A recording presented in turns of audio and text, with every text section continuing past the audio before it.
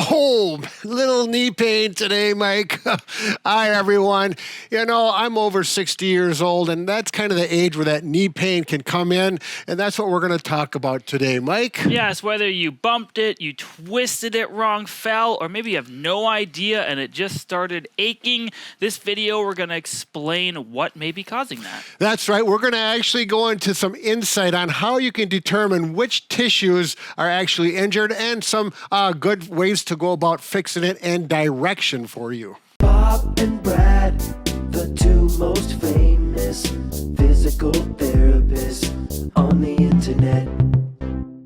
I'm Brad. I'm Mike, and behind the scenes we have Bob, and together we're the most famous physical therapy team on the internet. In our opinion, of course. And if you're new to our channel and like this video, please subscribe. And Brad's going to say, even if you don't like it, subscribe. So You took my line. Yeah, I did. Just give us a subscribe. It's easy to do, and it doesn't cost anything. Let's get on with the episode. So the knee itself, we're actually going to bring Sam into frame here, and we're going to look at 3 common structures that may be the cause of your pain. Well, technically 4, but we're going to get a little nuanced here. Yeah, so it is one of those things that's nice to see a visual of the tissues that are injured and some of the symptoms associated with it so you understand, and that helps us fix it.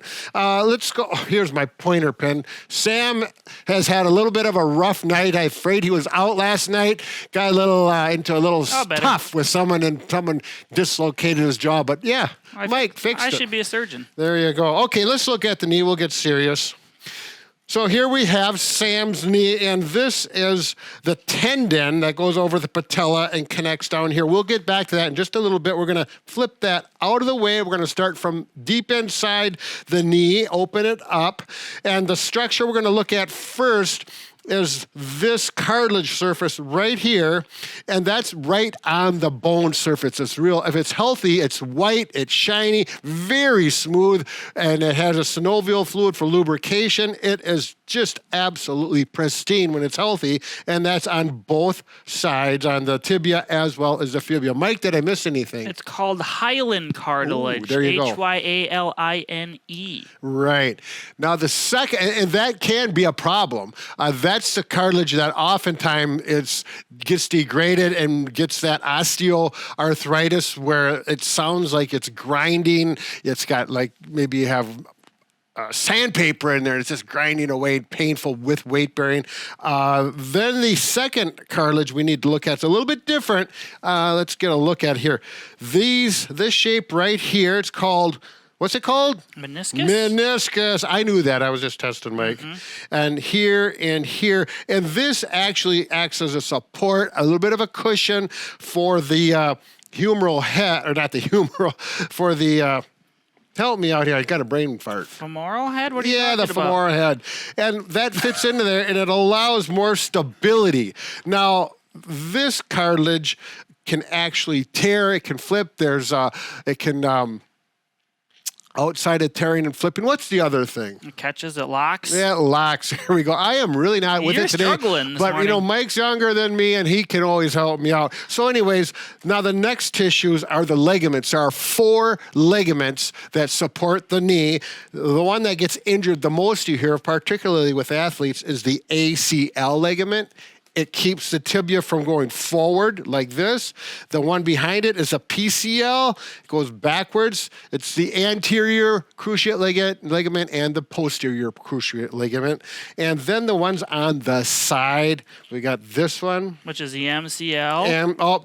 Yeah, this one's the MCL. Oh, you're on the... I'm opposite of you right now. MCL and LCL. Right, and those ligaments will help stabilize the knee as well. So how do we know which is the structure that's giving you knee pain and causing you problems, and how do you fix it? Sam, you did an outstanding job. We'll see you again at another day. Brad, we'll give you an A-. Yeah, I know. I didn't do very well. I didn't get a good night's sleep last night. I don't know why. Maybe because I had a little bit of chocolate after supper. My wife always says that. Should we go on with the protocol here? I suppose. Ligaments, that's what we want to talk about, is one of the things that can give you pain are the ligaments. There's 4 of them, as we mentioned. Ligaments typically get irritated as a result of an accident or an injury or forces put on it. Usually, if you fall, if you twist, someone falls into your knee and the ligament either gets stretched gets irritated, partially tore, or it can be fully torn. These ligaments oftentimes cause some pain and some swelling, but the knee feels unstable. If you have an ACL that's tore, and after the swelling and the initial inflammation, when you walk around, it feels kind of clunky. Yeah. It's not, yeah. Many people, if they have a big tear, they hear a large pop. It's very audible, and they know they did something wrong. It's typically common with sports athletes when they injure it. There you go. But it does happen for older people as well with some trauma. Now, as far as knowing if it's a ligament outside of what we talked about, you're not going to be able to do a test on it very well. It's one of those things you need to have a PT or an orthopedic doctor do specific tests, and then they're going to take you and say, you need an MRI because an X-ray will not show an injured ligament. So they'll do an MRI, and that'll help determine, and then the plan of action will come after that. So, should we go to the next one? Well, we can talk about the cartilage a little bit, 'cause I don't think we talked about that enough. So we have the hyaline cartilage and the meniscus, which we talked about earlier. Oftentimes with the meniscus, you will have some type of tear. Now, a tear can be very small or it can be large. You may have a tear and not even know it and not need surgery, and it just gets better. Some people will feel that catching or locking of their knee, and they can't bend or straighten it for a little bit, and then it will come. That's often a meniscal tear. And you only have one meniscus. You just have a medial side and a lateral side. I had a patient kept telling me he had two meniscus, and I was trying to just tell him it's two sides to the same Yeah, one. I can see where you would think you have two if you remember looking at Sam. So that's understandable. You know, that's okay. So if it is that meniscus, like you said, that locking, it may heal itself after time, but when you get that locking, typically it's a pretty simple procedure. They go in, they debride it, clean up the meniscus that's injured, it's flopping over and back, and they get that out of there.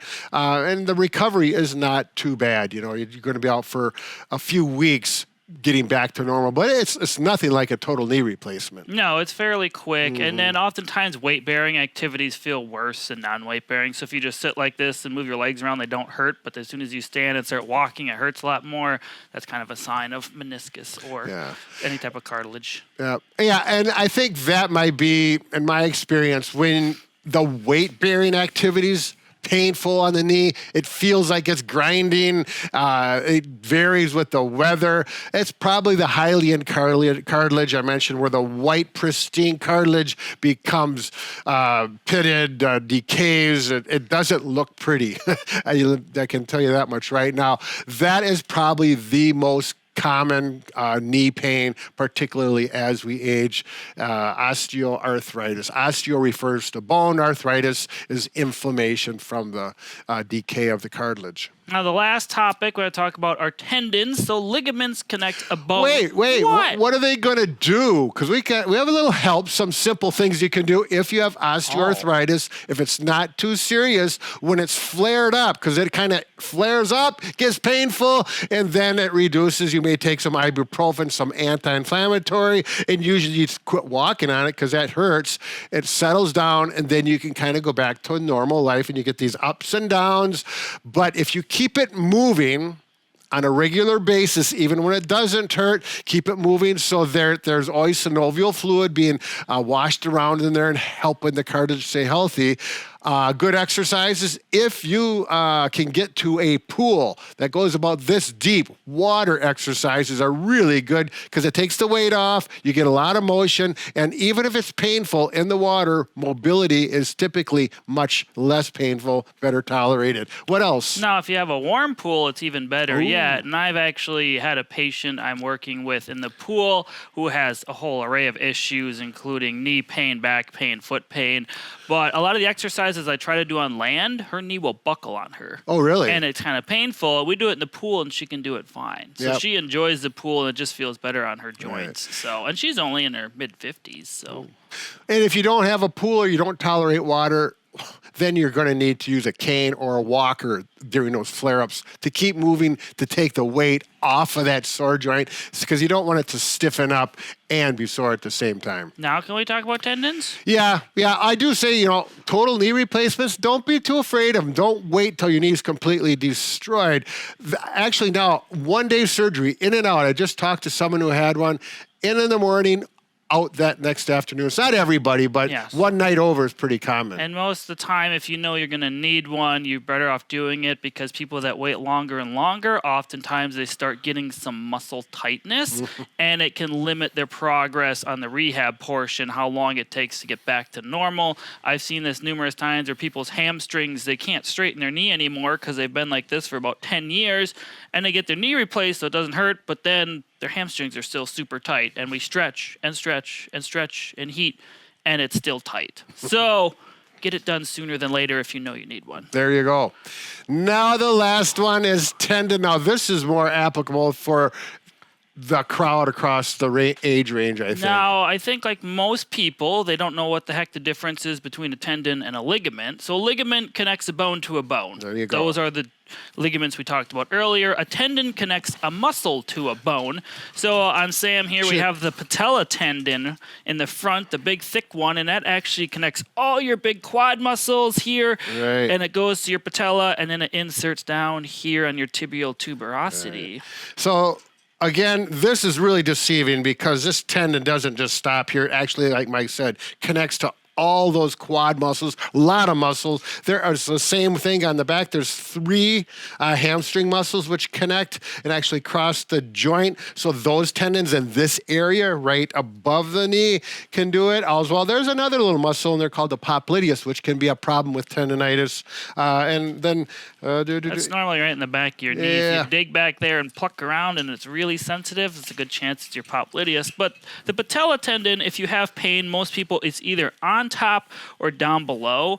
And a good thing to look for is if your kneecap is straight and in line, or if it tends to veer in or out, so knocked knees or bow-legged. Sometimes that can be problematic for people. So someone's kneecap goes way in like this is going to cause issues as well as tracking out too far.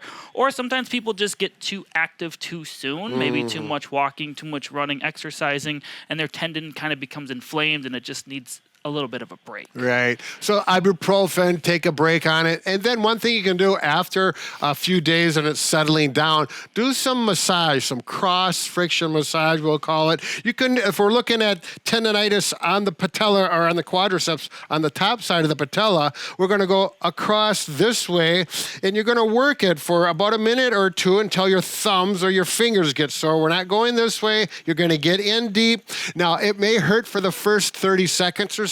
After that 30 seconds, if it starts to feel better or kind of numbish, you know you're doing it at the right time. Continue to do that 3 times a day. However, if you do it after 30 seconds and it just keeps getting more sore and more sore, it's too early. Give it another day or 2. Put some ice on it.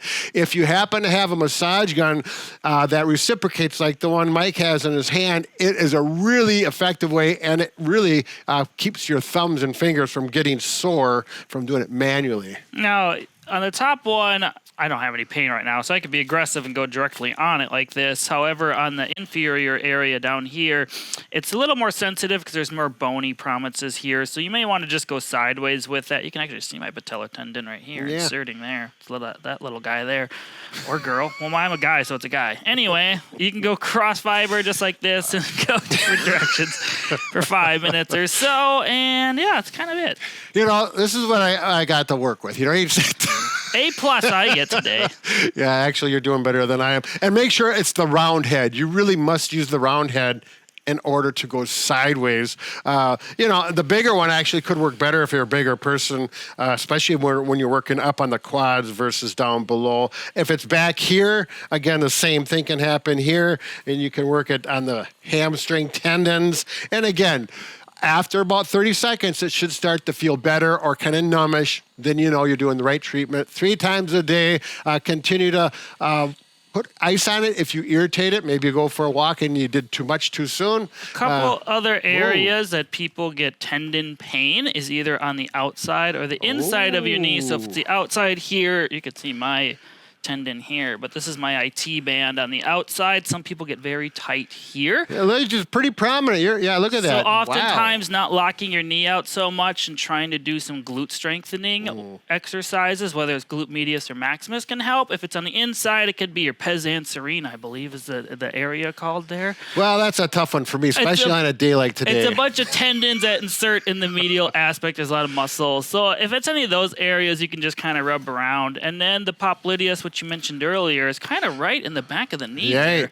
You just go in the little crux there, and you can dig around. And if it's sensitive, you can feel it and just kind of massage with your thumb, or you can use a massage gun as well. I like to do it with extension. Mike's doing it flex, but you can mess work around with where you feel it the most. Exactly. Because everyone's area is going to be a little different. That popliteus, that is probably a Latin name, and I should have looked it up to find out what the base of it was, the meaning. It's popsicles. Oh, God.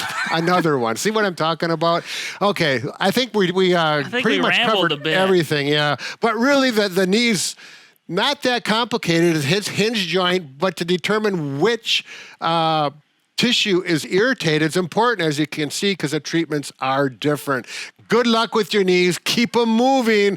Don't irritate them, and be careful. Anything else? Oh, the video. If you want to check out another video specifically on knee pain, we get a little more detail in there of other pain areas and what it might be. Right. 10 typical pain locations and where they're from. So it is more detailed than this, and it's a nice video. So I'll go ahead and enjoy that. Comment down below what Brad's grade is for the day. Yeah, no kidding. It's a tough one today. I don't know what happened. A minus. Anyways, we're gonna B plus. We're gonna close out here. And actually, once again, last night I was studying hard. That's why I'm a little off today. I was trying to figure out what the thing that we can't fix. We can fix just about anything except for a broken heart and Brad's grades. Yeah. All right. Take care. Have a good day. Bye. Bob and Brad, the two most famous physical therapists on the internet.